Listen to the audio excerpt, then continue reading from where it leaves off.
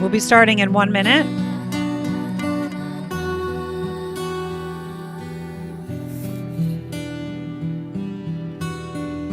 Vinny, I just invited you to, yep, there you are. Oh, and perfect. Look, our slow wait bot just is going out. Oh, right on cue. Really slow. All right.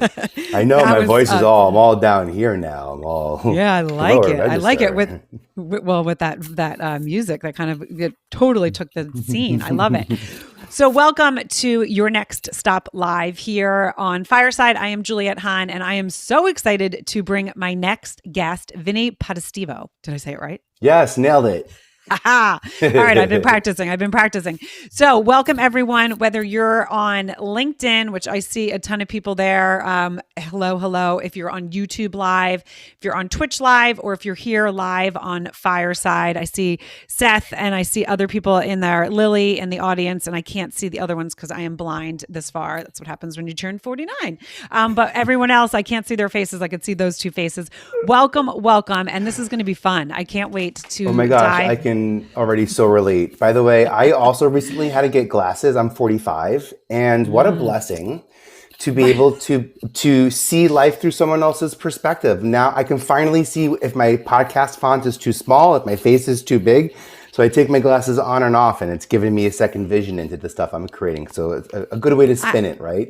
I know, but isn't it also a little bit annoying though that I could be wearing them now and see far, but close I can see. Most of my friends that are my age, they do it opposite. Of course, I always do everything like literally when everyone else goes this way, I go that way. It's just been my whole life. So of course my eyes do the same thing, but I can't see far. So it's also been really funny lately. I'll see someone in town and they'll come later and they'll be like, what was wrong? Why didn't you say hi? Yeah, why was that stone face for? And I was like, oh my God, I didn't see you. And I was like, oh crap. Now we're in that stage where people are going to think I'm ignoring you.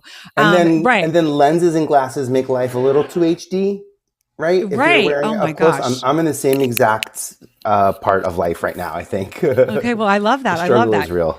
It is real. And I love that, Lily, you just laughed because I know you're getting it. Okay. So if you're in this room and this is the first time, I think there's some people that have are jumping in and out, but you guys can share this. And Vinny, you can do this too before we dive in.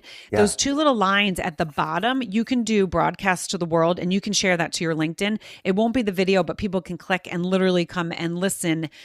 This is one of the things that I love about Fireside because it is so user-friendly and people can kind of just listen wherever they are. And especially if they're at work, they're like, oh, I'm not in this app. I can't get there, but they can listen in that way. So you could do that. You can also share with your followers on Facebook, whatever, when you are sharing a picture or something, you can do it the same way when you're here in Fireside, which is fun.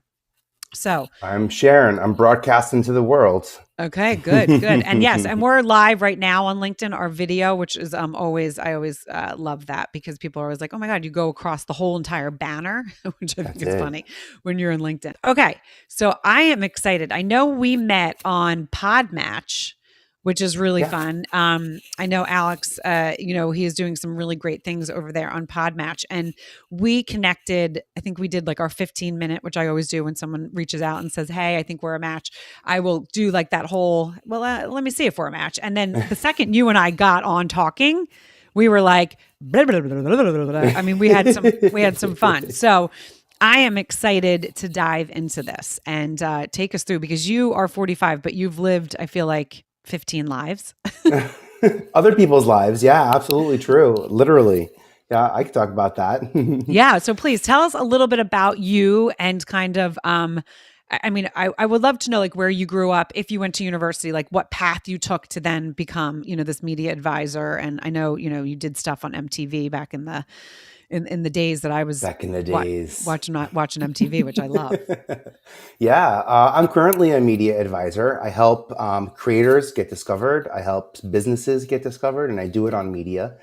I do it because I had a good 10-year run at MTV from 98 to 2007, where I helped them build the talent development department. And our department created Osbournes and Newlyweds and Punk'd and a tremendous amount of programming. I got to be the talent executive on The Hills and Laguna Beach. I brought Nick Cannon to MTV, TJ Lavin to MTV, who are still hosting shows, franchises 20 years later. It all stems from databases. If you really want to get to the heart, I'm like, you pull all the layers just to find out it's a Microsoft Excel database. I was a data nerd. I knew how to, with Access and Excel, create databases. And I wanted to be in casting. And I had this moment where I took inspired action, and I found a magazine in New York called Backstage, which is where if you didn't have agents and managers, you would go for like non-union work. And I put it in an ad. And I said, if you're looking for projects in the future, so I'm looking to submit people in the future. So send me your headshots and resumes. I'm building my files. One Campus Road, Wagner College, Student Box 577. I didn't even think to like pretend to have a casting company or anything like that. And in about a month, I had 700 submissions. Holy crap. I'm going to pause you for a second. Yeah. Your microphone is hitting your... Oh. Thank you. Yeah, and I didn't want to interrupt you, but I was like, thank that's you. going to distract the hell out of me. Yeah, oh my gosh, so sorry, by the way. And everyone who's been trying to give me the hand signals politely down below, I appreciate the support.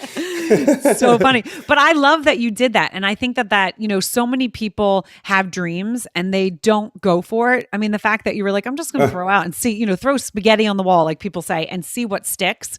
So the fact that you had 700 submissions, like, was your mind blown, or were you kind of like... I thought like $4 per envelope times 700. To me, I was like, I just stimulated the economy. I thought it was a big reaction for a small move, and I felt tremendous responsibility all of a sudden, because these were real people that I could suddenly relate to, because I'm looking at similar shows on their resumes and seeing colleges that I've been looking at myself. So I put them in a database. I worked at the computer center. So while I was fixing everyone's, term papers and helping them build their GeoCities web pages and scan photos and burn DVDs and take their, music into iTunes, which is what we did at 95 to 98 when I was in college. But what a killer time to learn about media transmission and how to move media. I learned in the 4 years that media changed the most, from hard drive to floppy disk to no drive to the air. I mean, in those 4 years, wiring two VCRs together so I can edit between VCRs, those were skills that got me into MTV.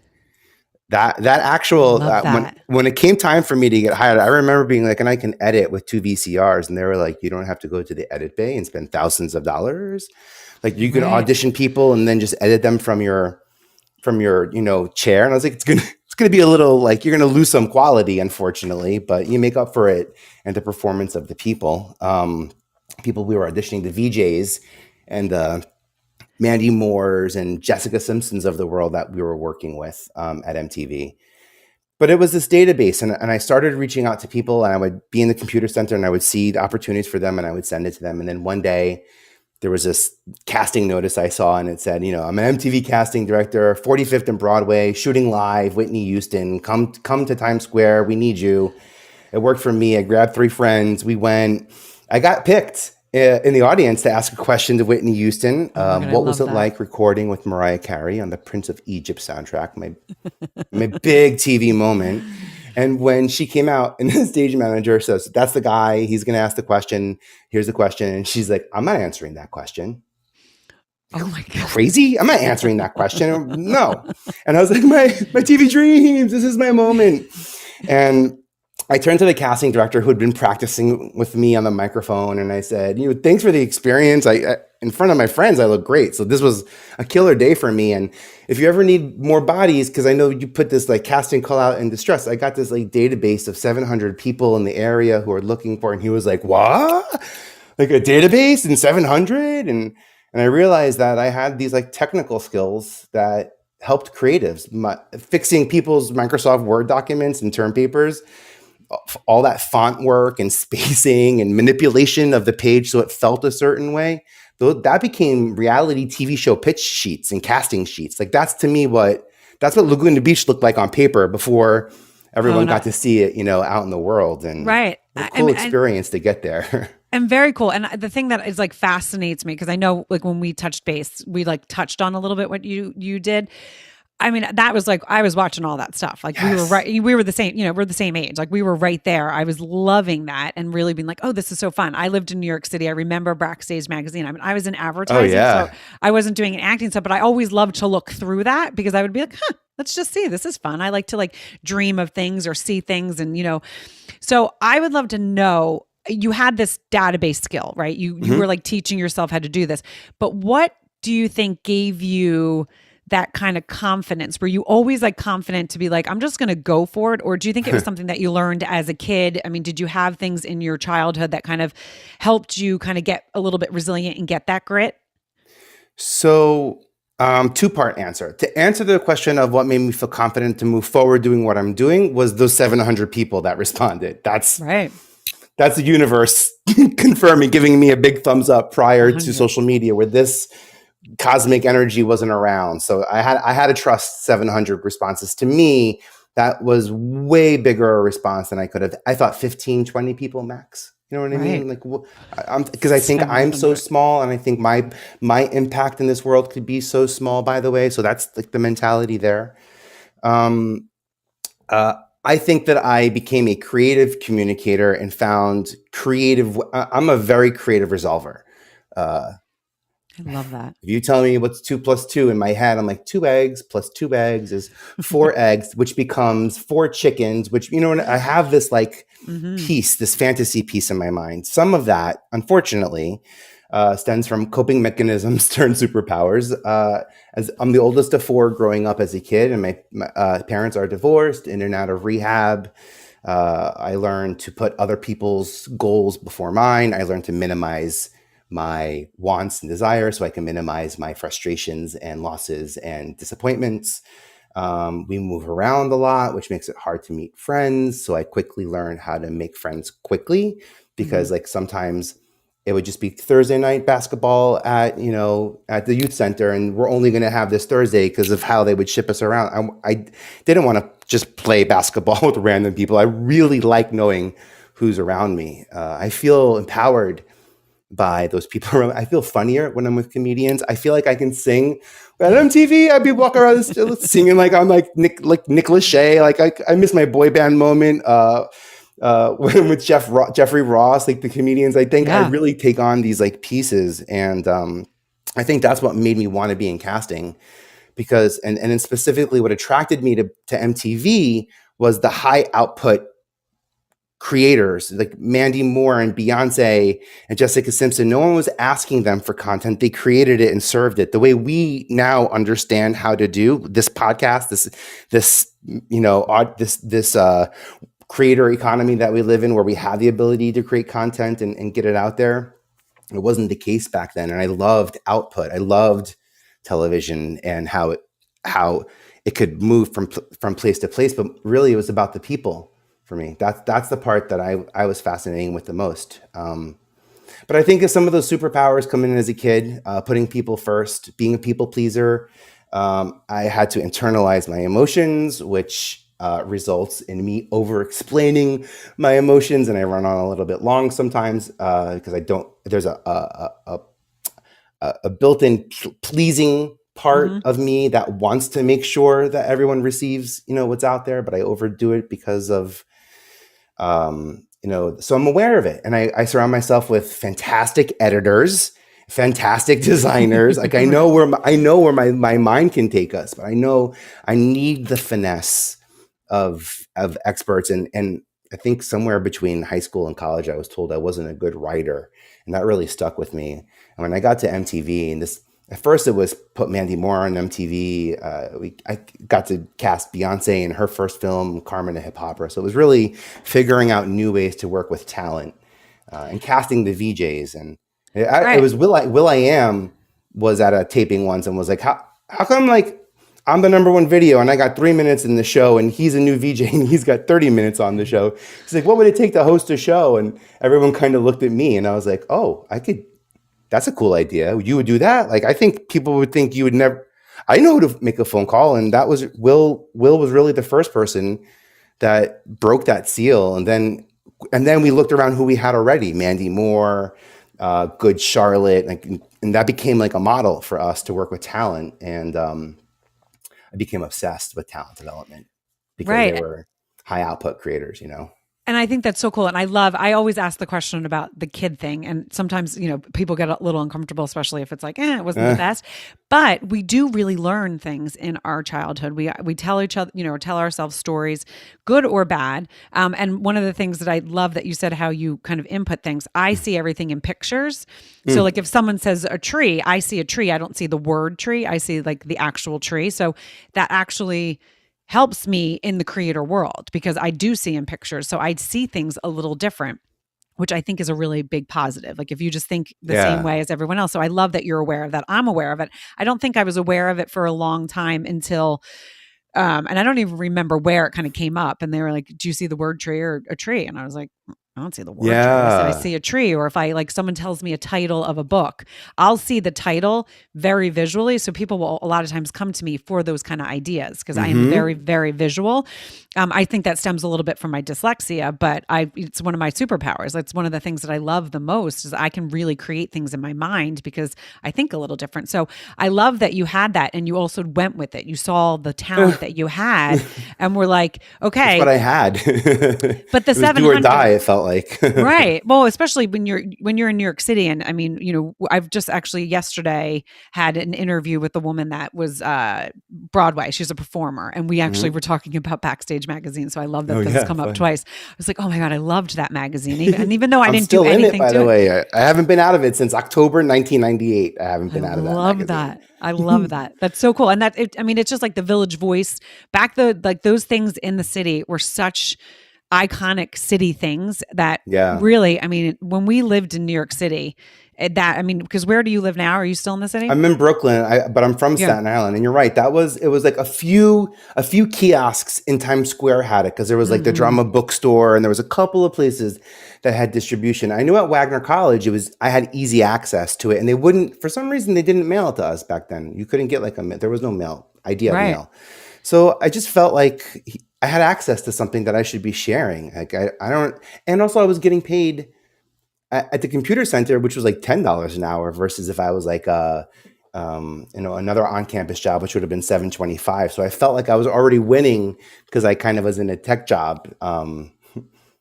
It all worked, and it was so serving. I did the same thing again with my podcast. So I have a podcast.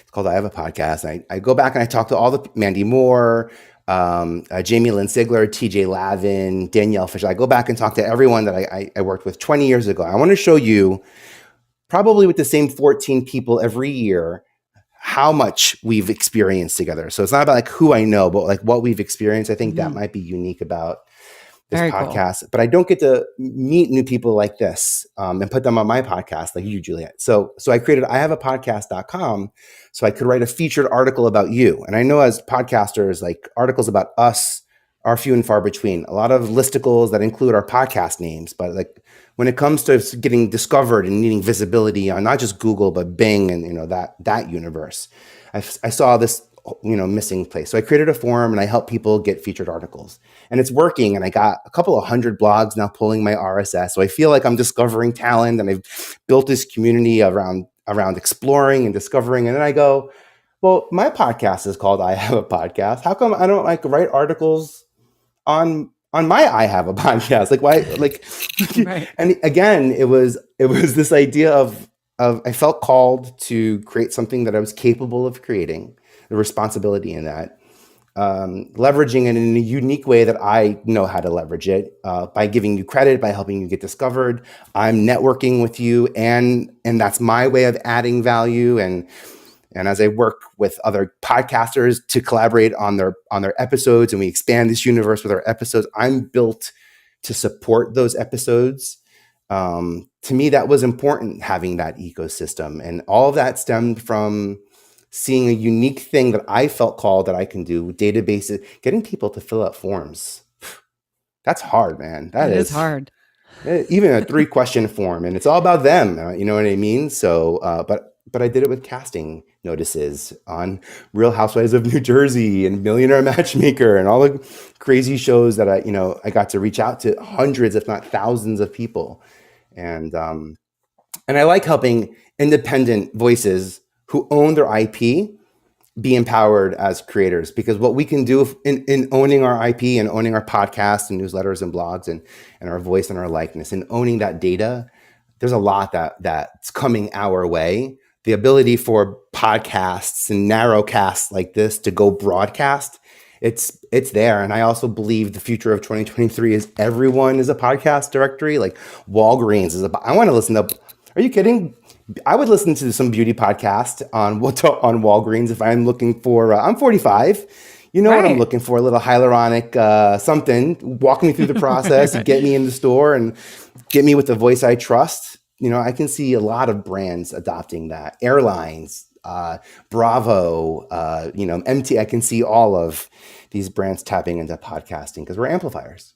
And we own it. We own that content. And I so agree. Now, do you think some of that has always kind of been there and it just evolved? Or do you think the pandemic also kind of amplified it and pushed it further? I mean, I know when the Clubhouse came. There's suppression, man.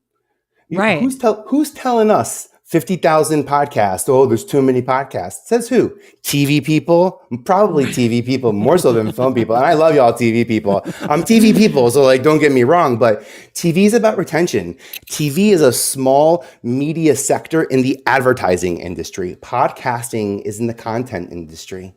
I'll be very clear about the separation of those two places. A lot of money has been going on to TV because that was the way to get on the screen. I was obsessed with getting on the screen. That's why I learned VCRs and how to move media.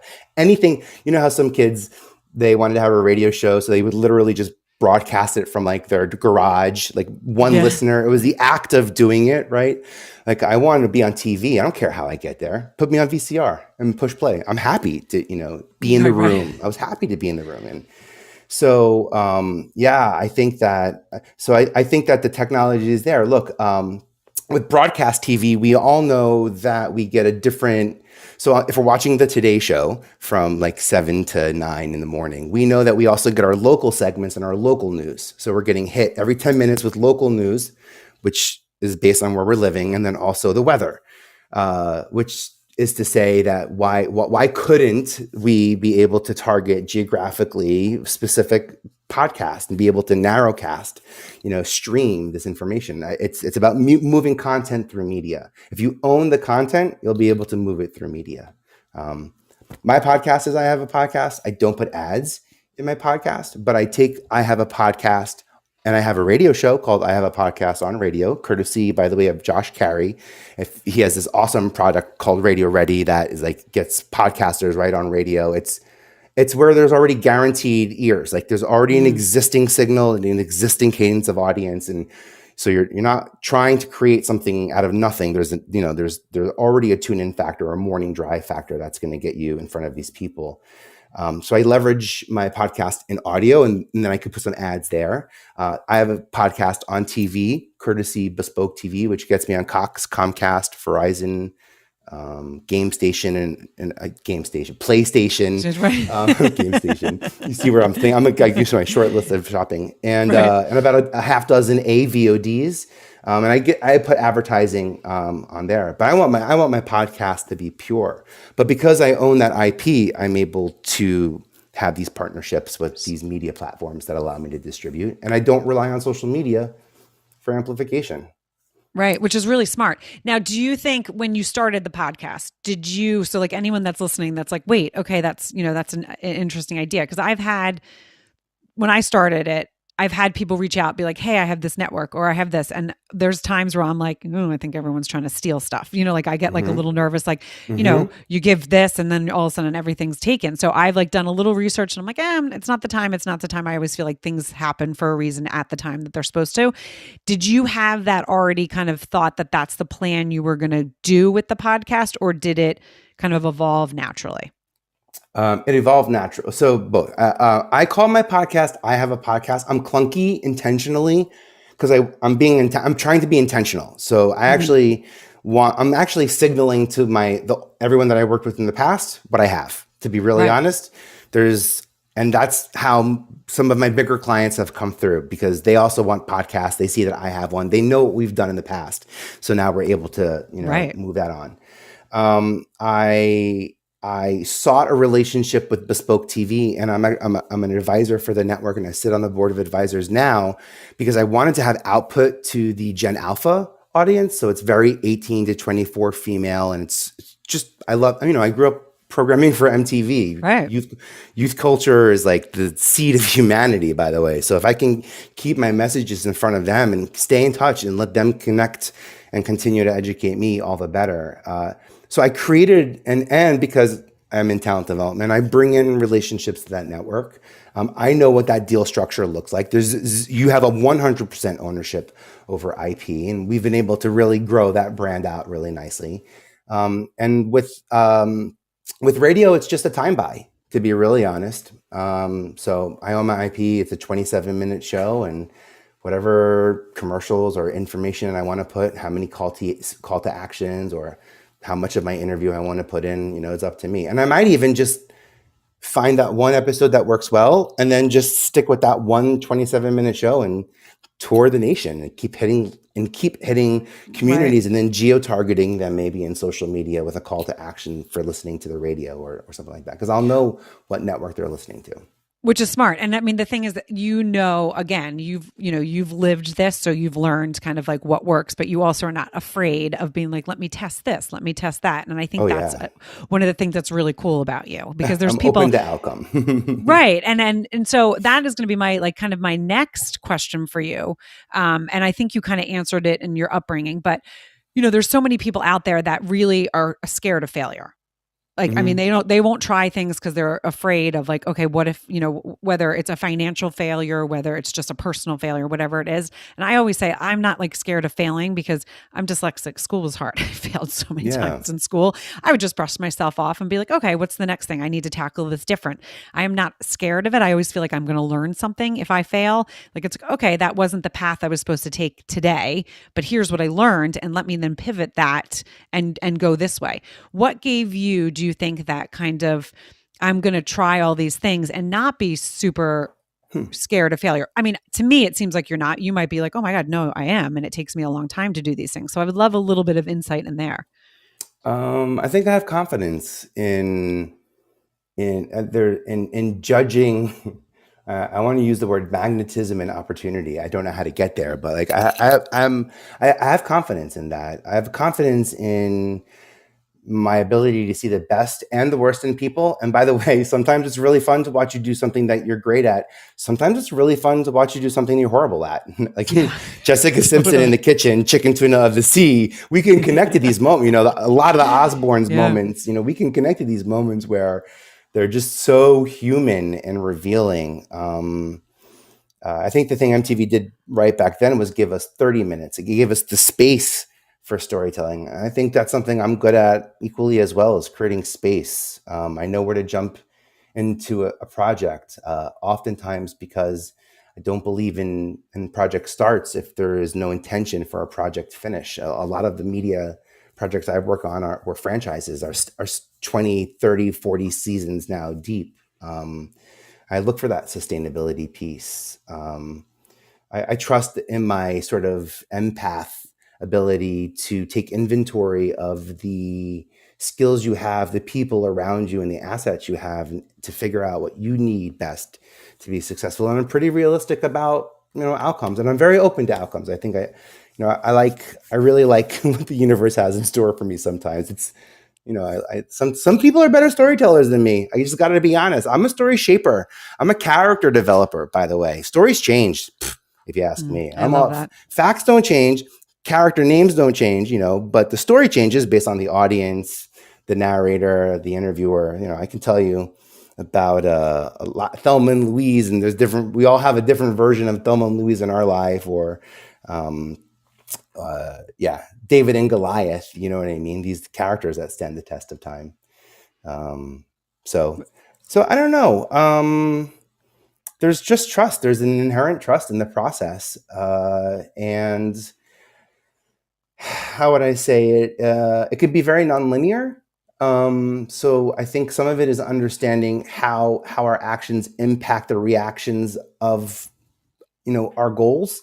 One of the ways to get people on television, for example, I used to recommend they get Wikipedia pages because I knew that network executives were going to Wikipedia to see if these people were who they were. So then I knew that would be something that helped me get you cast on a show. So I would recommend for a couple of $1,000, or if you have a connect, and then I learned how to do it. And now I understand the importance and the step that Wikipedia, plays in discovery. IMDb for us right now, for podcasters, IMDb is a great place for us to get credit, give credit, production credits, awards, guests. We're actually building, we tell IMDb how many episodes we have, and all of that information is fed to Google and Bing and Yahoo. And I want to point out that Google is not the be all end all. There's lots of ways that we can get on Google, but being discovered, getting visible.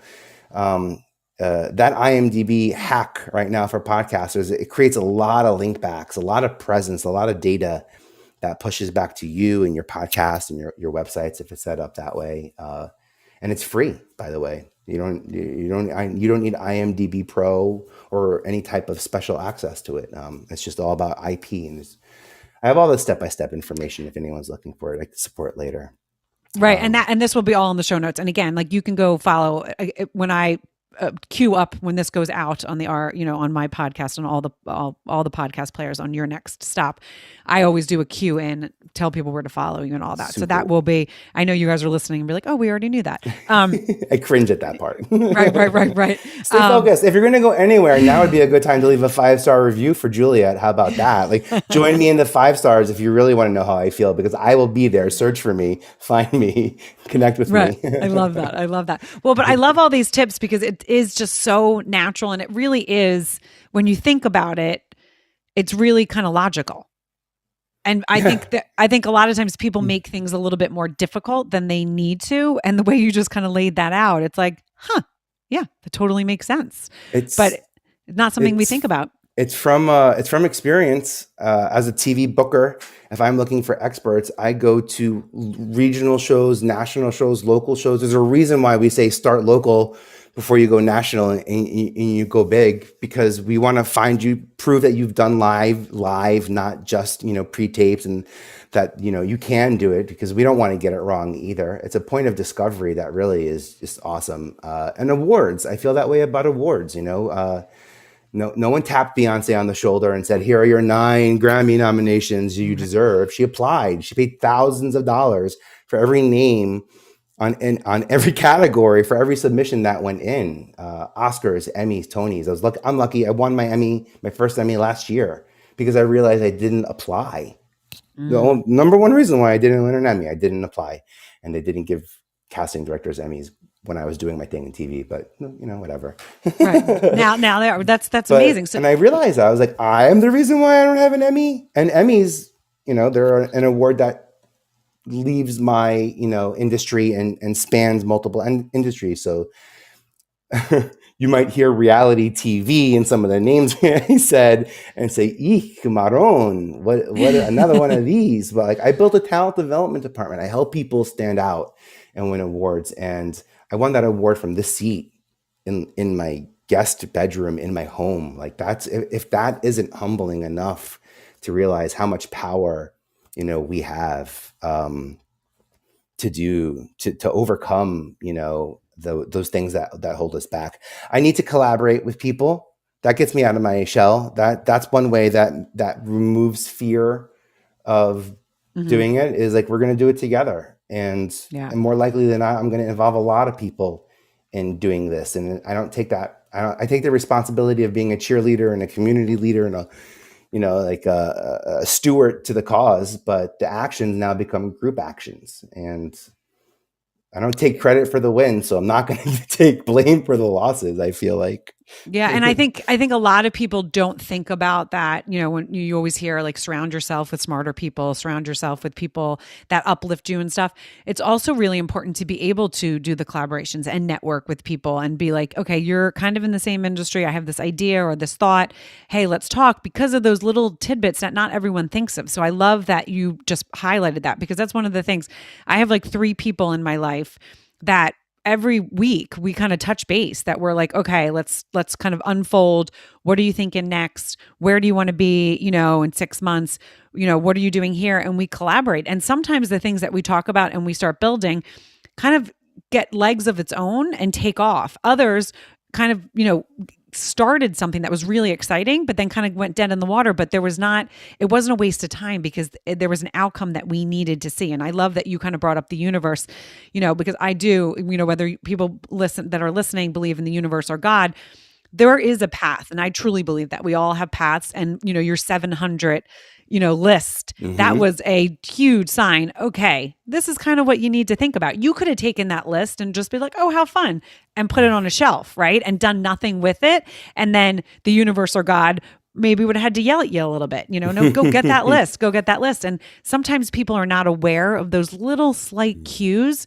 And so I always say, I think it's really important. Some people call it meditation. I call it daydreaming, because I need to move. I cannot sit and meditate. I think about like the laundry and the things I have to like do around the house, like the housewife stuff. And I'm not good at that. I don't like that stuff. I'd rather be walking the dogs and getting my exercise and getting the dogs exercised. But that is the space that I really kind of dream. I think like, oh, what do I want to be doing? Or where do I want to be in 5 years? What do I want my family to look like in 5 years? And I just let my mind go. And sometimes it's fun. Like, sometimes I giggle to myself, because there's been times where, I'm like in Miami on like and I know this is going to sound crazy for people that are listening. They're like, because I don't know if I've ever shared this, but like I'm in Miami on the water with this like beautiful house. My husband's sitting there with like a white button down, and my kids all come in with their different careers, and they're all old, and I can see them. And I'm like, it's so weird that that's so vivid. And I have my boxers running around, and I'm like, that's going to be something. I don't know what it is. I don't know why. Maybe it's like, turns out to be a vacation, but that image comes to me a lot. And it's really kind of fun to be like, okay, that's going to be something sometime, somewhere, maybe in a second life. Who knows? I don't know. Maybe when I pass it. But it's fun to do. And that's how I created my podcast. That's how I literally kept coming up with podcasts. I think you need to start a podcast. And I would talk to people, and they would talk about a podcast, and I would listen to it. And I was like, you know what? I'm going to start a podcast. Like, this is what I'm going to do. It was a time where I was kind of in a creative rut. My kids were a little bit older, and I was like, I'm going to do it. I'm going to figure out how to do it on my own. And I just step by step built it, and then it took off, and I was like, okay, this is what I was meant to be doing. I love podcasting. In 2006, while at MTV, I tried to have a podcast talent show that didn't go over so well. They really wanted me to focus on YouTube talent, and I was like, well, podcast. But we talked about, I hinted on this earlier about TV people. I think there's some suppression. First off, there's suppression of podcasting. So in my opinion, if you know the story of Adam Curry and what his impact was on podcasting, and also prior to that, how he purchased MTV.com and lost the lawsuit to him versus MTV, because MTV, I was at the network when they used to say things like, why do we need a website? We're a TV network. Like, why do we need a website? I wanted to create, Nick Lachey and I wanted to create a social network for kids in like 2003. And they were like, you can't, it's too similar to what we do. And I was like, but we don't, I'm so confused with like what, and we didn't buy MySpace. I was like, what are we doing? What's so frustrating? And I think that, to be honest, there's a lot of suppression over podcasting, because there's way more qualified creators out there that are going to make way better podcasts than there were qualified producers who made crappy TV that ended up making it really difficult for a certain percentage of professional creators in TV for a while to create, because of the mishigash and the mishugana that was going on in the industry, because there was so much consumption. There was consumption from the networks buying content, creating content. There's way more platforms now than ever. There's more. I can name more new platforms, media platforms, than I can podcasts, by the way, with all the pluses and everything like that, if you think about it. And it's our episodes, it's our multiple series on multiple platforms now, that it's us that are expanding. We're getting bigger. That's what's making our industry bigger, is us.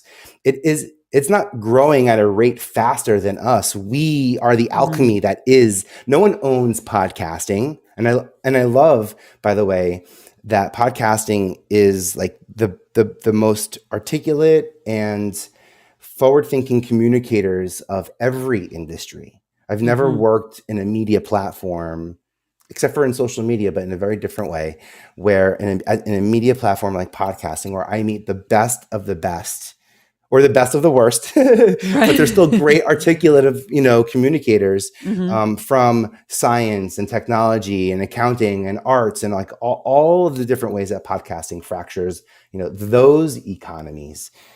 So yeah, I appreciate the media part of us. And that's the piece I know how to get into public media. I know how to buy media time, buy a half hour on your local Fox or local ABC, CBS. I know how to help businesses do that, and media placement. But I really am passionate about helping people find fame if they're willing to leverage it, if they want to leverage it, if leveraging it is part of their strategy, their MO. That's the part where I'm at now. You're lucky if you watch some of my stuff and you just like got to sit on TV and sit in your couches and enjoy Laguna Beach or like Punked or whatever it is that I worked on that was intended for you to sit down. Now it's about action. Now it's about conversations that we can, follow through with. And we have to set the tone, not just be, the bare minimum, but we have the ability to do it. So I love how exotic podcasting is, and the level of expertise of execution and expertise and production from so many vastly different, backgrounds. It's a cool time to learn to be a creator. In TV, we learn to network up. And the thing I've learned in podcasting is lateral and horizontal and diagonal chutes and ladders. I'm learning from, all areas of life, how people create, how people publish, how people repurpose, how people pre-purpose, get their content out there. It's so true. It really is true. And I love how you just kind of laid that out, because it really is one of those things that, when I started the podcast, I started in 2019, and it really was like, so there's so many podcasts out there. Then we know that like in 2020, there was like a huge boom, so I felt like, oh wait, I was a little ahead, not on purpose. I just kind of was ahead on that. But there is, when, people will say, there's so many out there, but there's so many people in the world. And when you have good content and you're consistent and you continue to put your stuff out there, you're going to reach people that are going to hear you. You could be a slow grower, it could be a fast grower. It really depends. But I think that's what's so important, because there's so many people that will come to me and say, I've always wanted to start a podcast and I don't know how to do it, or I don't know what to do. You can learn on Google. You could also find someone like yourself or myself, there's people out there that can help you do it, but really it's just talking and getting your message out there Yeah. in a creative way. But there is structure, because people, like, there is a structure that I think is important. There is, sometimes the wild, wild west, and the more that you're a Yeah. little bit more condensed, but it is such a powerful platform and such a powerful tool to be able to kind of just also be who you are. And the amount of growth I have had and the amount of stuff that I have learned just with telling my own story and then talking to other people and kind of helping them connect the dots because of the questions I ask. It's really fun when I'll have someone on and I'll be talking and I'll ask them a question, and then all of a sudden they go, "Oh my gosh, I never really even correlated those two things." And then it's like this epiphany they have, and it's like so awesome that I am been put in this spot to be able to do that. It Yeah. really is such a blessing. So I would love to know kind of like where you are. We're talking about dreams. Like, where do you see you and your brand and what you're doing in the next 5 years? Yeah, I love that. And I love that you have that philosophy. I too, sometimes I'll say like, I'm making decisions based on the future. Like these decisions, these actions I'm doing now, I have a final picture in my mind. I have a podcast.com. I have a podcast on TV. I have a podcast on radio. I would love for that to become a media brand, a Mm, group of podcasts, perhaps. I love that. And I'm slowly building relationships with the audience members that I know are going to help me get there. And when I get there, I'm going to know everyone in the room. And that's the part I love the most. That's what podcasting allowed me to do. I didn't have to break into podcasting in a giant way. I just did it one-on-one. And you know what? If you need a little help, like you and I, we met on Podmatch. There are tools out there that will high quality tools, by the way, that like I'm telling you, I trust this platform. We're on it. This is a result of that platform that can help you meet the right people. It's all about people and building trust with people. And like Juliet said, like we couldn't wait to this conversation. We've had some conversations prior to just making sure that we would bring y'all value, let alone, it's like when you have a morning show and you hear the host, we couldn't talk to you before the show because we wanted to make sure we got it all on the show. There's so much to catch up on. Right. Helping people build their media systems is something I'm really focused on. Podcasters are now recording content. Like you said, maybe the boom was 2020. So maybe people have had a podcast for 3 or 4 years. I want to help them get that first year elevated while I can, because if it was shot on video, it probably wasn't shot on 4K. So there's a shelf life to video right now on some of these platforms that can be 1080, that can be standard HD, probably until those platforms no longer take 1080 and require 4K. So I like helping people understand if they plan on leveraging the video that they're recording for public usage, the quality matters. Audio is a little, more lenient, by the way. So my ability to help people take episodes that they know worked.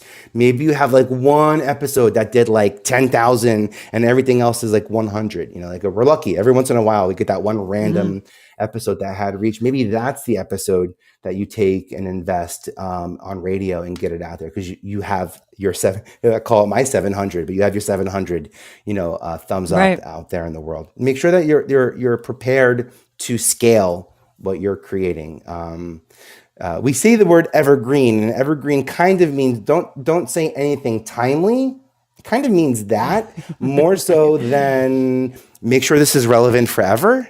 The difference, you know what I mean? Like there's like a caution about being evergreen as opposed to making sure this can stand the test of time, which is why I cringe when I give platform URLs or anything like that. Hopefully you're listening to this 25 years ago or later, Back to the Yeah. Future, however that one works. And this is just, just as relevant, that the input still dictates the output. You know what I mean? The media we consume, the questions we ask are going to change, what comes next. And taking inspired action is something that, I don't know, man.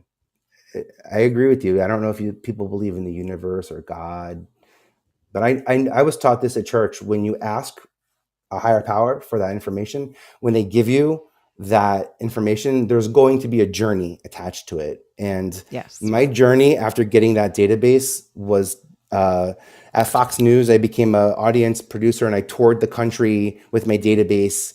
And I remember thinking, well, this has to be right because like, not only does my database work for casting, but like I'm traveling now, meeting people I never thought I would meet. And to me, I was like, isn't that kind of like what I was taught at like in Bible school at Bible Baptist Christian Academy in Staten Island? I'm like, isn't that what I was taught? Like it comes with walk west, walk east. Like I'm lucky there's airplanes, I'm thinking, but I'm not going to ask any more questions. I'm gonna take action in my own hands and respect. Like, it's really, to be honest, like because you brought those words up, and I feel like I bring that up. That's where a lot of it comes from. That's where I'm like, it's so much bigger than me, and I've got what 100 years maybe on this planet if we're lucky. I got like Sicilian, Greek blood, whatever. I don't know what that means, but we're around for a while, so you're long. Yeah, you're there. Got to do what I can. I got to do what I can. I love that. And you know what? Someone's going to be watching, us in 20 years, maybe doing something in 20 years, and they'll be curious to see what kind of glasses we're wearing. Or if we had surgery so we can see, so we can name the people in the audience and they can laugh and be like, oh, I heard them in 2023 and they were talking about that they were kind of blind. By the way, how I found out about my eyesight was I was fed up with my HD TV. I wanted the 4K because it just wasn't it didn't look, I knew it could be a lot sharper. And when I got the 4K and I sat down to watch it, and it was still just as blurry. I was like, yeah. I know. I wasn't allowed to renew my driver's license unless I got an eye test. I was like, all right. Systems. I know. I was like, oh, fine. So, I did that. And I had gotten glasses the year before because when I was driving, I was like, I missed that turn. I wonder how why. about that one? Maybe because why are they printing them so blurry? What a strange creative direction. It is crazy. Thank you for this Vinnie, so much, by the way. Thank you. Yes. Oh my God. You're and awesome. I know we're going to be connected. I really know that we will be connected and talk more. So thank you for taking the time and joining Your Next Stop Live here on Fireside. You guys, you know what to do. Like, share, rate, and review. Go find Vinnie on his podcast and do the same. I have a podcast, which makes it so easy to remember. And all the things. I mean, you guys, all the little tidbits that Vinnie just gave you, he's got so much more. So that was just kind of scratching the surface. So definitely go follow and share this episode because you don't know who needs to hear this. You don't know who needs to hear what we just talked about. Someone might need a little inspiration. Someone might be kind of feeling, I don't like what I'm doing in my life. And they've always wanted to start something. Think about it. Send them this. Think about when Vinnie was in college. You can picture him at that database center, right? Being like, I have this idea. Let me see what happens. And his idea created the 700, name database, but then really put him in this trajectory of where he is now because that gave him that confidence. You heard him say it here. You guys have the ability to do that too. So go out and do it. And again, thank you so much for joining Your Next Stop Live here on Did I say your next step? Your next stop here, which people always do. And I'm always like, what? Yeah. Your next stop here live on Fireside. And again, Vinnie, thank you so much for joining us. Thank you, everyone. Wherever you're listening, if you're here on YouTube, LinkedIn, Twitch, or if you're listening to the replay, don't forget to check Vinnie out again on his podcast.